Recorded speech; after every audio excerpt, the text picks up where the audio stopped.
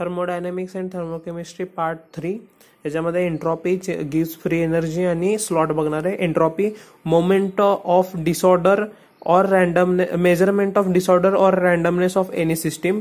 मग हे randomness disorder किंवा चॅओज नेमकं काय? The number of ways in which molecules of the system can arrange themselves in space, interact with their surrounding, have energy और movement. एंट्रॉपीचे ते state function आहे, एक्सटेन्सिव्ह प्रॉपर्टी मासवर डिपेंड करती. नंतर चेंज इन एंट्रॉपीचा फॉर्म्युला आहे Q reversible upon initial temperature. याच्यामध्ये महत्वाचं काय? टेम्परेचर इन्क्रीज केलं तर एंट्रॉपी इन्क्रीज करते, पण चेंज इन एंट्रॉपी जे आहे ते इनिशियल टेम्परेचरला इन्व्हर्सली प्रोपोर्शनल आहे. युनिट जूल पर केल्विन किंवा कॅलरी पर केल्विन डिग्री सेल्सिअस येत नाही. नंतर एक्झाम्पल्स ऑफ एंट्रॉपी बघितलं तर डायमंडची एंट्रॉपी ग्रॅफाइटपेक्षा जास्त आहे. On stretching rubber entropy decreases, कारण त्यांचं फ्री स्पेस पण जात आहे. परत ऑन बॉइलिंग एग, जरी लिक्विड पासून सॉलिड बनत असलं तरी एंट्रॉपी इन्क्रीज करते, कारण डिनॅच्युरेशन ऑफ प्रोटीन्स होतं. नंतर जर del N G of reactions मध्ये विचारलं, जर ग्रेटर दॅन 0 असेल तर एंट्रॉपी इन्क्रीज करते, सेम असलं तर कॉन्स्टंट असते, आणि 0 पेक्षा कमी असलं तर एंट्रॉपी डिक्रीज करते. आता AIPMT 2002चा क्वेश्चन आहे की AgNO3 आणि NaClचं रिएक्शन केलं तर मग एंट्रॉपी इन्क्रीज करते का डिक्रीज? ह्याच्यामध्ये 4 आयन्स होते सुरुवातीला, नंतर AgCl खाली प्रेसिपिटेट झालं आणि 2च आयन राहिले, म्हणजे एंट्रॉपी डिक्रीज केली, हे त्याचं झालं.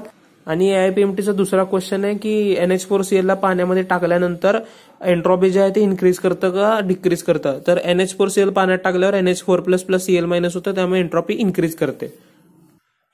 एंट्रॉपीचे फॉर्म्युले बघू. Q reversible upon initial temperature होतं.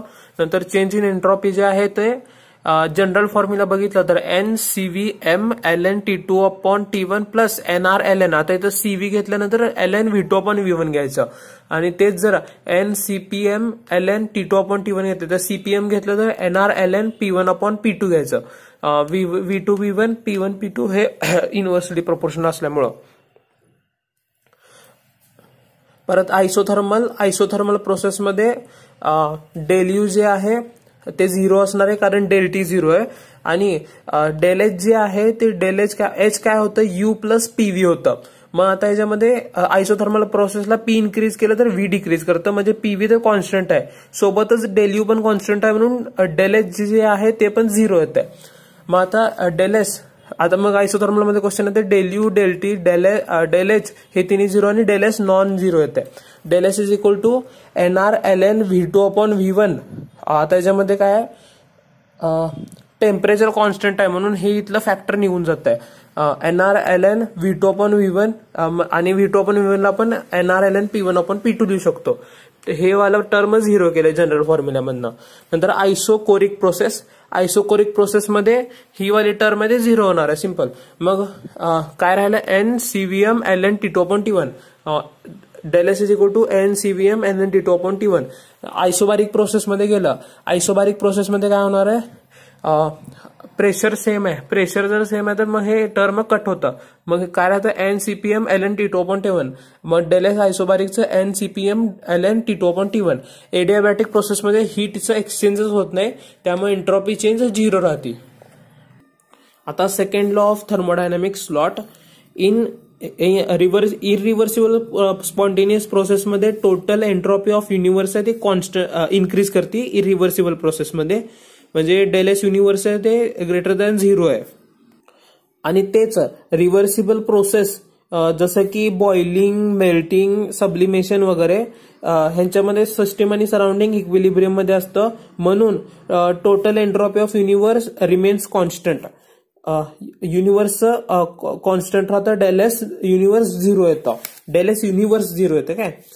As per slot in any spontaneous process, जर del S universe greater than or equal to 0 असेल, as per slot in any spontaneous process, जर डेल एस युनिव्हर्स जे आहे ते greater than or equal to 0 असू शकतं. जर ग्रेटर दॅन युनिव्हर्सचं ग्रेटर दॅन 0 असेल तर इरिव्हर्सिबल प्रोसेस, आणि जर इज इक्वल टू 0 असेल तर रिव्हर्सिबल स्पॉन्टेनियस प्रोसेस असते ऍट इक्विलिब्रियम. मग आता अजून एक स्टेटमेंट आहे. Work done on system can be completely converted to the heat but heat given to the system can never be converted to work completely to work, कारण आपण heat जी देणार त्याच्यामुळं रॅन्डमनेस थोडी का वेळेने इन्क्रीज करणार आहे. मग आता ह्याच्यासाठी गिव्स फ्री एनर्जी एक टर्म इंट्रोड्यूस केली. मग गिव्स फ्री एनर्जी नेमकं काय आहे, तर गिव्स फ्री एनर्जी म्हणजे काय आहे, this is the energy of any system which can be converted into useful work. आणि हे जे आहे ते नॉन पीव्ही वर्क असणार आहे. म्हणजे नेमकं काय आहे, आता हीट जर आपण दिलं तर काही गोष्टी एन्ट्रॉपीमध्ये जाणार आहे, एन्ट्रॉपी इन्क्रीज करायला काही हीट, आणि बाकी सगळी हीट वर्क करण्यासाठी स्टोअर होणार आहे. आणि मग ते जे स्टोअर होणार आहे त्यालाच म्हणतात गिव्स अ फ्री एनर्जी. मग आता ही total heat given minus total gives free energy total heat given, आणि मग रॅन्डमनेस मधनं डिक्रीज झालेली टीएस असं केलं. This gives free energy is defined for process taking place at constant pressure and temperature. जसं की केमिकल रिएक्शन्स ह्यांच्यामध्येच डिस्क्राईब करतात. मग आता ह्याच्यानुसार del G is equal to del H minus T del S. Del G जे आहे ते useful work आहे ते सांगितल्यासारखं, डेल एच जे आहे ते नेट हीट गिवन होतं, आणि T del S useless heat म्हणजे ते एन्ट्रॉपी इन्क्रीज करायला गेलेलं. हे आहे ते gives a Helmholtz equation आहे. आता criterion of spontaneity, del G S criteria for spontaneity.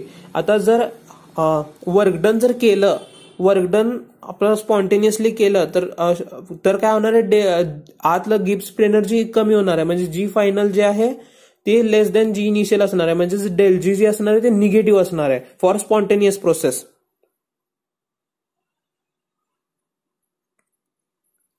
पुढं नॉन स्पॉन्टेनियस प्रोसेससाठी work done on the system, म्हणजे आता काय नॉन स्पॉन्टेनियस सिस्टीममध्ये प्रोसेसमध्ये work done on the system होतं, म्हणजे गिव्स फ्री एनर्जी आहे ते इन्क्रीज करणार आहे. मग इन्क्रीज म्हणजे G final greater than G initial, म्हणजे डेल जी ग्रेटर दॅन 0 येत आहे. हे फॉर नॉन स्पॉन्टेनियस प्रोसेस. आणि फॉर इक्विलिब्रियम वर्क डन झालेलंच नाही म्हणून डेल जी 0 येत आहे. आता role of temperature in spontaneity जर बघितलं तर हे काय equation, del G is equal to del H minus T del S ही आपलं इक्वेशन आहे. जर डेल एच निगेटिव्ह असेल आणि डेल एस पण निगेटिव्ह असेल तर डेल एच जर निगेटिव्ह आहे आणि डेल एस जर पॉझिटिव्ह आहे म्हणजे ओव्हरऑल ही व्हॅल्यू आहे ती निगेटिव्ह राहते. मग डेल जी निगेटिव्ह राहतं म्हणून ऑलवेज स्पॉन्टेनियस, जसं की कंबस्शन आणि रेस्पिरेशन. जर डेल एच जे आहे ते निगेटिव्ह आहे पण डेल एस पण निगेटिव्ह झालं, जर डेल एस निगेटिव्ह आहे तर हे दोन्ही पूर्ण टर्म पॉझिटिव्ह होती. मग आता जर ह्याला स्पॉन्टेनियस करायची असेल तर टेम्परेचर जे आहे त्याला लो करावं लागणार आहे. म्हणून ही जे आहे ते process spontaneous at low temperature, जसं की ऍडझॉर्प्शन. जर डेल एच जे आहे ते पॉझिटिव्ह आहे आणि डेल एस पण पॉझिटिव्ह आहे तर डेल एच म्हणजे हे जे डेल एस वाला आहे त्याला ओव्हरऑल निगेटिव्ह होत आहे. मग डेल एच पेक्षा जास्त असायला पाहिजे म्हणून टेम्परेचर हाय करायला लागतंय, स्पॉन्टेनियस ॲट हाय टेम्परेचर, जसं की बॉइलिंग. जर डेल एच पॉझिटिव्ह आहे आणि डेल एस जर निगेटिव्ह आहे तर मग हे ओव्हरऑल व्हॅल्यू जी आहे ती ओव्हरऑल व्हॅल्यू तर पॉझिटिव्ह झाली, म्हणजे ही नेव्हर स्पॉन्टेनियस प्रोसेस आहे, जसे की फोटोसिंथेसिस. आता इक्विलिब्रियमला जर गेलं तर डेल जी 0 असतं, that is equal to del H minus T equilibrium del S. मग टी इक्विलिब्रियम इथनं आलं, T equilibrium is equal to del H upon del S. ह्याच्यावरती भरपूर क्वेश्चन्स येतात. इथं फर्स्ट वे क्वेश्चन्स आहेत, मी लिहून ठेवलं ते बघा.